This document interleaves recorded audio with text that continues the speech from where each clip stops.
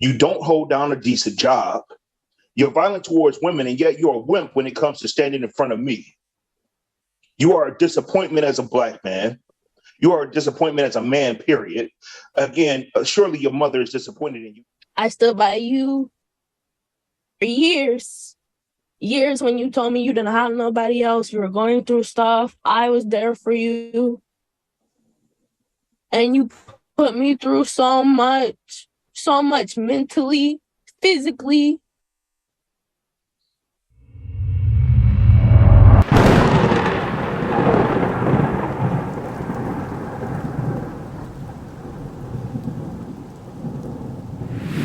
Rachel McDuffie for the people.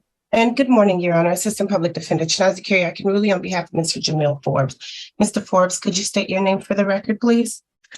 Jamil Forbes. Judge, we are here for a sentencing for Mr. Forbes. We have reviewed the PSI with Mr. Forbes. There are no corrections or changes to be made to the report as a whole. We are asking that the court follow the recommendation. We also wanted to ask Ms. McDuffie, I wasn't able to send over an email, but we were asking for consideration for HIDA to at least remain open, see how well Mr. Forbes is doing on probation.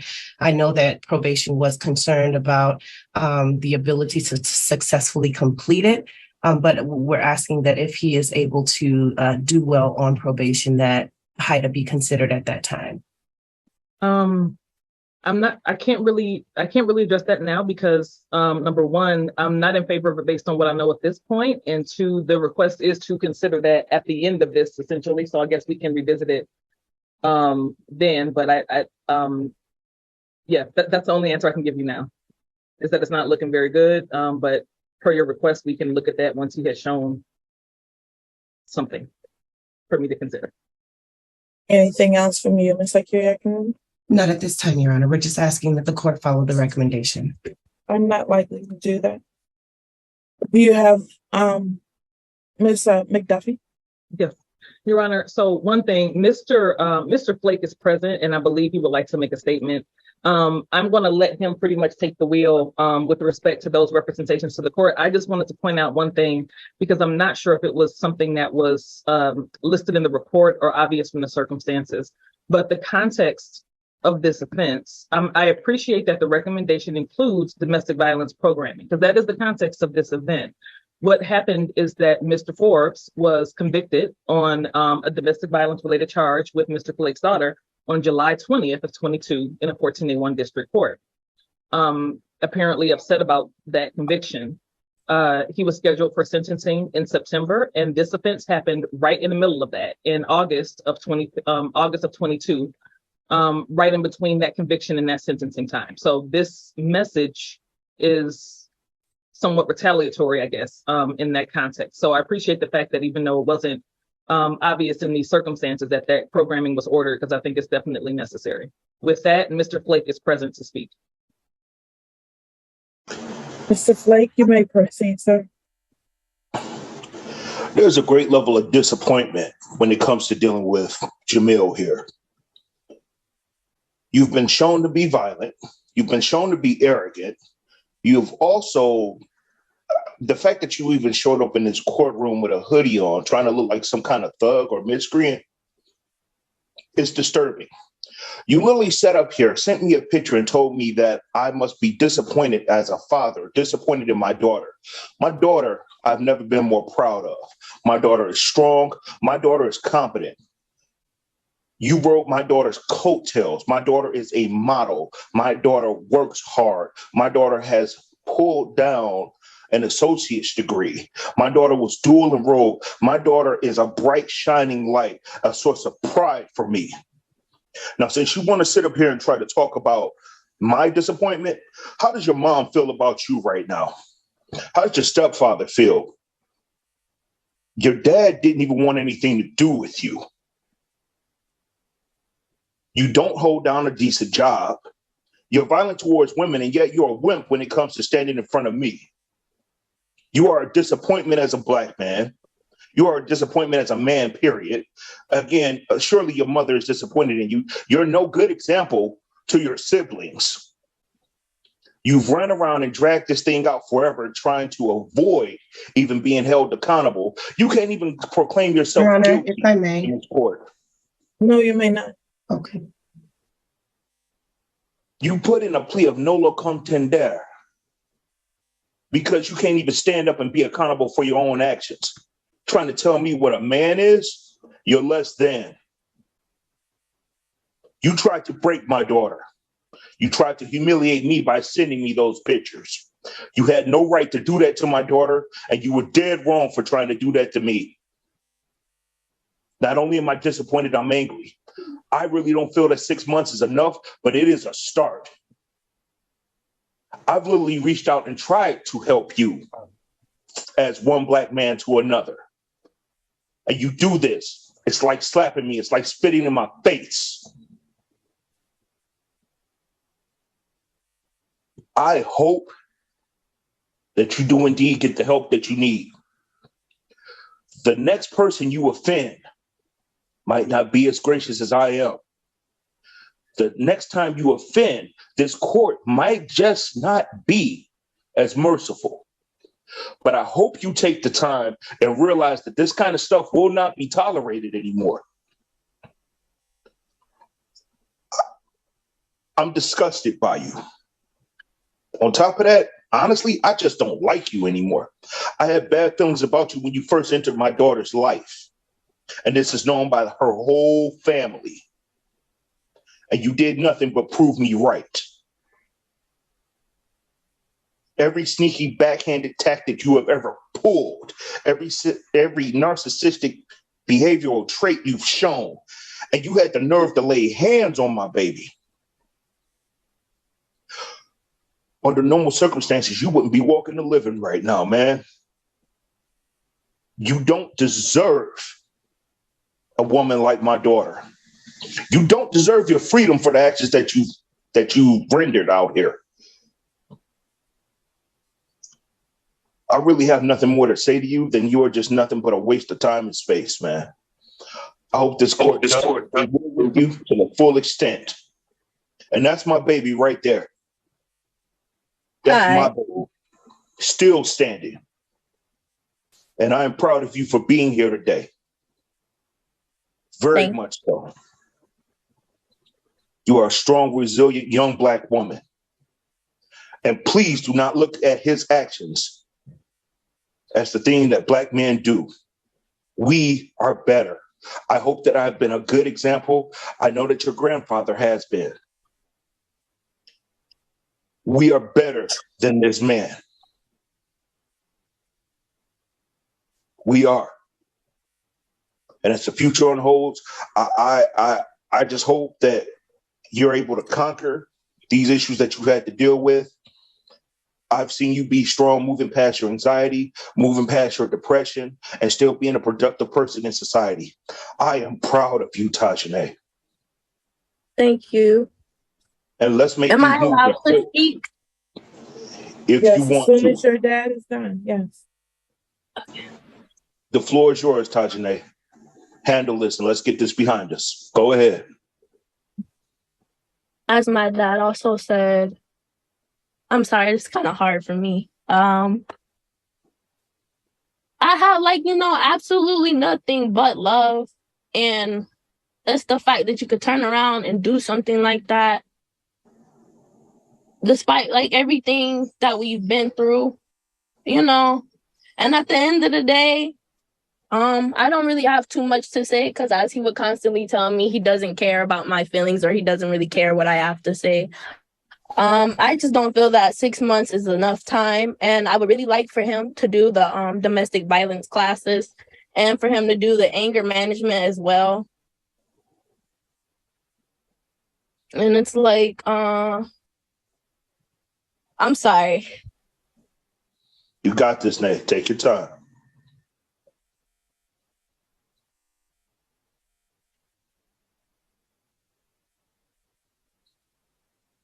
I stood by you for years. Years when you told me you didn't have nobody else. You were going through stuff. I was there for you.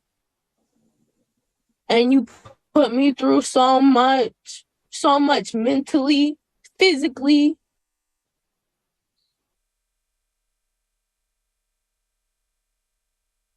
And for you to not even take accountability for your own actions, it's so messed up. It's so disappointing. But I hope that this will be a learning experience for you. After all you've done, I still don't wish no bad blood on you, but karma will do what it's destined to do. And one day I just hope you could really be a man and learn and figure out how to do things the right way and to do right by a woman you so claim that you love. I have nothing more to say. Thank you. Thank you both. Thank you for this time, Your Honor. You're welcome. Can I see counsel and probation in breakout room? All right, the court will recall the case of the state of Michigan versus Jamil Forbes, case number 22-00957. Rachel McDuffie for the people. Assistant Public Defender Shanazi Kimberly, Your Honor, on behalf of Mr. Jamil Forbes. Jamil, can you unmute and state your name for the record, please? Jamil Forbes. Thank you. All right, anything else you want to say, Ms. Akiri, really before I give your client an opportunity for allocution? Yes, Your Honor. I thank the court for the opportunity to speak with Mr. Forbes. Mr. Forbes just wants the court to know that he's currently employed. He is trying to, there was an original OWI on his license from 2019. That one was based on a THC conviction, which is the case that he did not complete probation successfully for. He is waiting on those points that were associated with that conviction to fall off of his record, and then he was going to start working towards becoming a commercial driver. He wanted to work on getting his CDL. He has family support. He states that he was initially in California when he found out about this case. I'm not sure why this case took as long as it did to come to fruition. However, it was brought up around the time that he was serving his probationary term. He's currently still on probation out of 14A1. So the timing of it all puts him at a significant disadvantage. Although the date of offense is not close to the original date of offense of the 14A1 case. However, he was not yet placed on probation on 14A1 when this particular offense had occurred. He's on probation now, and obviously he's not going to be able to do both of those probations together. But I just wanted the court to know that he has another to express to the court how he feels. He says he finds that difficult to do because he's not a very expressive person. He doesn't do well with words. I have asked him to do his best, and he may do well with written words, Judge, but he does have an issue or some type of difficulty expressing himself. He's just saying that he has apologized. He will apologize again, but he just does not know how to say what he needs to say. So I'm asking the court to have a little bit of patience with Mr. Forbes as he expresses himself. He has also expressed to me that he has dealt with a lot of struggle in mentally with himself and trying to figure out where he is and what his next steps are. He's 23. That does not excuse his behavior. And I have explained to him that regardless of where he is and what he's doing, his actions have effects on other people. Mr. Forbes, you can try your best to express to the court your position in this matter. I do want the court to know that he does take responsibility. I also want the court to know that the no contest plea that we entered was based on my advice to him. Specifically, I remember when we entered the no contest plea, the court had asked why we were doing a no contest plea. It was based on potential civil liability, and basically because we know that these type of offenses can have significant or certain types of effects on people's mental state. And we just wanted to protect him from any potential civil liability that may or could arise from that.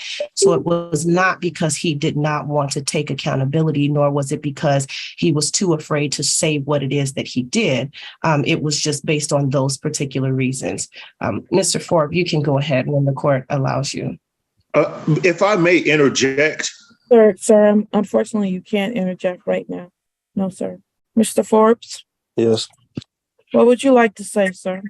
I want to say that I was and still am extremely apologetic about what I said, and the picture that I sent. It's very disrespectful and childish. I understand as a father, like, how you feel, and what you're doing is for the best of your daughter. I understand that completely, and I do take full responsibility for that, and I do apologize. Ms. McDuffie, is there something you wanted to say after our breakout room? So, Your Honor, one, I've spoken with Mr. Flake and Ms. Robertson, and they they fully understand what the situation is and how exactly sentences are handled with respect to jail, combinations of jail and probation, and how that works. So I think that everybody is kind of understanding what's about to happen. Here. I think every day in this courtroom, at sentencing or when there's a violation of some sort, we hear, "I take full responsibility." We hear that so often and all the time. And what the only thing that can bear that out is your actions after you say those words. And in some instances before. We haven't seen anything before that statement to reflect that that's really the case. And it's concerning. I know that that's your attorney's representation and not the words directly out of your mouth. But I mentioned before that Mr. Forbes was convicted in that other case involving Ms. Robertson on July 20th. This offense happened August 15th, and he was scheduled for sentencing the following month. It's a little bit disconcerting to hear about how this is sort of a disadvantage or inconvenience to him. I understand that it's not great to be on probation in multiple courts, but Mr. Forbes is inconvenienced by his own actions. We're talking about the offense that he committed. And this was authorized in December of that same year, which is not a terribly long time. But that's, it's not starting off very well. But I sincerely hope, it's very sad to be here. Mr. Forbes, it sounded like Mr. Flake was a male figure in his life that was and could have been a positive influence for him. Despite his initial reservations, it sounded like he was attempting to work with him in some way. And it's unfortunate that that relationship has been so terribly affected by what has happened here. Mr. Forbes, I don't believe all is lost for him. And I hope that he understands, truly, fully understands how to start taking responsibility for what he does, the effect it has on other people, and what he needs to do to make himself a better Jamil Forbes. He should never end up here again on a domestic violence matter again in court at all. It's going to take a lot of work, I think, to get there. So I agree with, I think, where the court is planning to go with respect to the sentence, not the recommendation as it was sent, but I think where we're going to go. And I hope and pray that this is a wake-up call where he can stop seeing, we can start seeing some consequences. I'll say that. Thank you. You know, I wholeheartedly agree with the prosecution. I'm surprised by the fact that the issue, as you see it, is that the inconvenience of the probations and the charging in this case. First of all, I agree with the prosecution. This occurred on August the 15th. It was charged in December. That's not a long time. The process to get here has taken some time because we've had a number of adjournments. Many of those because you retained counsel and had other things that you were doing in this case to get us to this lengthy time period of it being in court. Every reason why you were on probation in two separate courts And where we are in this case is based on your own actions. I am surprised, and I was at the time that I read this report initially, that you had the audacity to send any father pictures of their daughter in the way that you did. It is a complete and utter disrespect. And to be shocked by the probation interview that you had, where you took literally no accountability for it, and basically said someone made you mad, and so therefore you kind of think it's okay. I understand that now that you're before this court and you understand how seriously I'm taking this, you want to accept responsibility for it. But at the time, when you should have been accepting responsibility, you did not. I appreciate at least that you were offering some apology to this father and to this daughter, but their lives are irreparably changed. And this court's job is, one, to provide some punishment to you for what you've done. But the most important piece is to hopefully try to shape you into be a better human being for the future. And so far you're off to a very rocky start. But like the prosecutor said, hope is not lost. You can become a better person. And I hope that you do. I hope that the words that are coming out of your mouth are not just that. They're not just words, but that you can really, truly begin to see how you can be different. Because the lack of humanity in what you did is just still remarkable to me. It is the sentence of this court that you serve 180 days in the Washtenaw County Jail, credit for 0 days. 90 days of those are suspended.